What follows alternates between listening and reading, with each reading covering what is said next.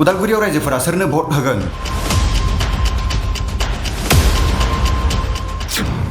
इउपिपिएलनि बिजाथि दिफेन बर'नो ना बिपिएफनि बिजाथि रिहन दैमारिनो?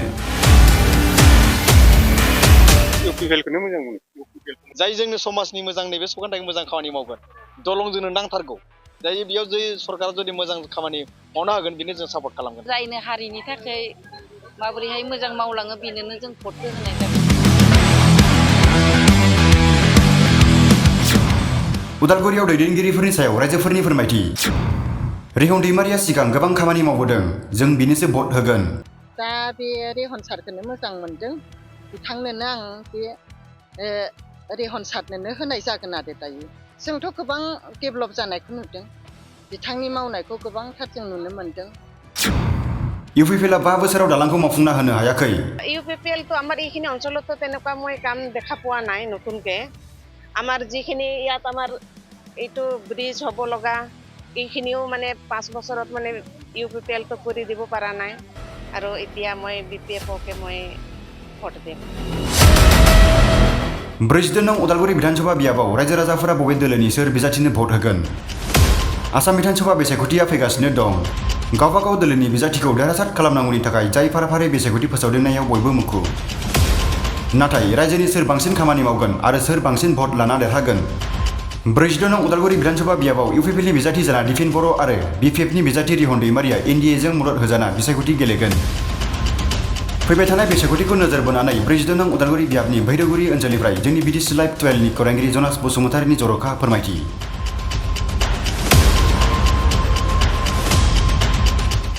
उदालगुरि समष्टिफोरा इउपिपिएलर পৰা দিপেন বড়ো আৰু বিপিএফৰ পৰা ৰিহন दैमारी কেণ্ডিডেট দিয়া হৈছে। আপুনি কাক ভাল পায় আৰু কোনটো দলক ভাল পায়, কাক ভোট দিব? মই বিপিএফ দলক ভাল পাওঁ আৰু ৰিহন दैमारी বৰ্তমান কেণ্ডিডেট তেওঁকে মই ভোট দিম। কিয় ভাল পায় আপুনি বিপিএফ দলক? ভাল পাওঁ বৰ্তমান এতিয়া বিপিএফ হোৱাটো এতিয়া 6 মাহ হৈছে।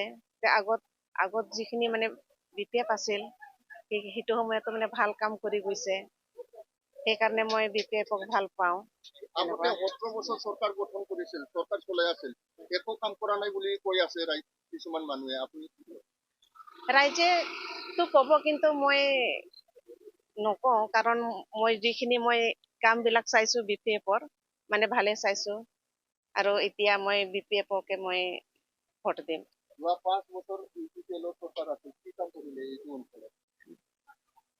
এইটো অঞ্চলত তেনেকুৱা ইউপিপিএলটো আমাৰ এইখিনি অঞ্চলতো তেনেকুৱা মই কাম দেখা পোৱা নাই নতুনকে। আমাৰ যিখিনি ইয়াত আমাৰ এইটো ব্ৰিজ হ'ব লগা এইখিনিও মানে 5 বছৰত মানে ইউপিপিএলটো কৰি দিব পৰা নাই। সেইকাৰণে মই এইবাৰ মই বিপিএফকে মই ভোট দিম, যাতে আমাৰ এই কামবিলাক চাই আৰু কৰি দিব, সেইটোৱে মোৰ। होनाय समा फैगासिनो दङ। नोंथाङा इउपिपिएलनो भोट होगोन ना बिपिएफनो भोट होगोन? आंनि मथेबाथ' मा बुंगोन आं इउपिपिएलखौनो मोजां मोनो। इउपिपिएलखौ मोजां मोनो, दिपेन बर'नो भोट होगोन। थारमाने बे बड'लेण्डनि खामानि मावगोन, बेखायनो आं मोजां मोनो आरो। बिपिएफनिफ्राय रिहन दैमारी बिथांमोनहा बिजाथि, नोंथाङा सोरनो भोट होगोन? दा हमना ला दिनै नोंथांमोना हांबादिक जाबाय ना होमबा, नैबे जोंनि भैरागुरि नैबे सौखा। दा जियानो जामानो जेसेबां सरकार फैबाय, हमना ला सरकार फैनायनि गेजेराव जोंना मोनसे गोनांथार दलं नांगौ। नैबे दलंनि थाखाय जों आपत्ति खालामदों, जियानो सरकार जाया। आङो माने इउपिपिएल बा नांगोल आंनि जेबो खोथा बुङा, जों गेजेरनि मानसि जाय जोंनि समाजनि मोजां नैबे सौगानथायखौ मोजां खामानि मावगोन दलं जोंनो नांथारगौ।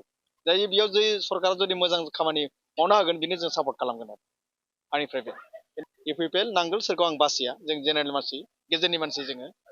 दा आं नैबे सौखानिबो सासे महलदार जाबाय, बे हिसाबै जोंनो दलं गोनांथि। जाय बिथांमोना जोंनो मोजां खामानि मावगोन बिथांमोननो भटखौ होनाय जागोन। दिपेन बर' इउपिपिएलनिफ्राय आरो रिहन दैमारी बिपिएफनिफ्राय नोंथांमोनहा सोरनो भोट होगोन बिसोर सानैनि गेजेराव? जों दा इलेक्सना मोनफैथ'वाखै, ओमफ्राय एसे सानग्रोनांगोन, जायनो हारिनि थाखाय माबोरैहाय मोजां मावलाङो बेनोनो जों भटखौ होनाय जागोन आरो। नोंथांमोनहा दासिमबो थिग जाथ'वाखैनो जोङो, बेबायदि आरो। फैबाय थानाय बिसायख'थियाव सोरनो भोट होगोन? इउपिपिएलनिफ्राय दिपेन बर' दं आरो बिपिएफनिफ्राय रिहन दैमारी दं, सोरनो भोट होगोन नोंथांमोना? जेराव मा मोनो रायजाया जेराव होयो बेखौनो होनोसै रायजोनि होनायखौथ' नोंथांमोनहा नुनाय नङा नोंथांमोनहा नोंथांमोननि गोसो बायदि सोरनो भट होगोन गाव गावनि गोसो बायदि आं बुंनो रोङा आङो दा बे रेहन सारखौनो मोजां मोनदों बिथांनोनो आं बे रेहन सारनोनो होनाय जागोन आरो दायो रिहन सारनो नोंथाङा भटखौ मानो होगोन बिथाङा गोबांथार जों बिनि मावनायखौ जों मोजां नुदों बिनि थाखायनो जों बे सारनोनो जों होगोन आरो 20 बोसोर 10 बोसोर एमएलए 10 बोसोर मिनिस्टार जाबाय बिथाङा जेबो मावाखै होननानै मानसिफ्रा बुंबाय थादों नोंथाङा मानो होगोन बिथांनो जोंथ' गोबां डेभेलप जानायखौ नुदों बिथांनि मावनायखौ गोबांथार जों नुनो मोनदों ओरैहाय मा होनो लामा सामा दलं गासिबो डेभेलप जाजोबनायखौ जों नुनो मोनगासिनो दं बेखायनो जोङो बे बिथां सारनोनो जों रेहन सारनोनो जोङो होनाय जागोन आरो আহি আছে বিধানসভা নির্বাচন এই নির্বাচনত আপুনি ইউপিপিএলক ভোট দিব নে বিপিএফক ভোট দিব আমি ধৰক এতিয়া কি বুলি কম এতিয়া আপোনাক কিয় কিন্তু এইটো আমি ভাল নাপাওঁ 5 বছর সরকারত আছে যে 5 বছৰ থাকিলে 5 বছৰত সি একো কৰিব পৰা নাই নাই বিপিএফৰ দিনত বিপদত সি আগতে যিখিনি কৰিছে যথেষ্ট কৰিছে আৰু এতিয়াও সি যিখিনি কৰিব ভালেই কৰিব আমি আশা কৰোঁ News Desk, BTC Live 12.